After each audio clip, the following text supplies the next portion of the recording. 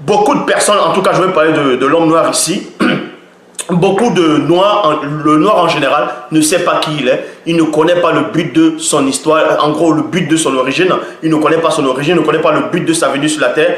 Pourquoi on l'a manifesté, pourquoi l'homme noir a été manifesté dans le visible, pourquoi on l'a créé et pourquoi l'homme noir a été créé après les animaux. Pourquoi il n'a pas été créé avant les animaux. Donc, tout simplement parce que Loba est le premier. Mais il est avant le premier, il est avant le commencement. Mais pour que vous puissiez comprendre, vous allez comprendre que Loba est le premier. Et ensuite, il va manifester par sa divine puissance les créatures célestes du grand ordre des choses, les différentes formes d'entités et de veilleurs, ainsi de suite.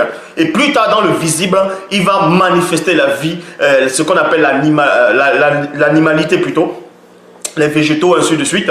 Et à la fin, il va manifester l'homme noir. Pourquoi? Parce que Loba est l'auteur de la création. Donc, il commence à la création et il finit la création à travers, on va dire, son empreinte.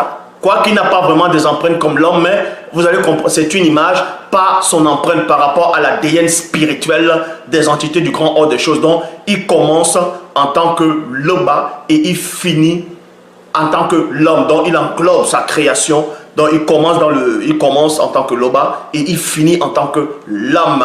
C'est pour ça qu'il est le premier et le dernier. Mais l'homme n'est pas Loba directement, mais il est la gloire de Loba. Le premier homme noir était la gloire de Loba.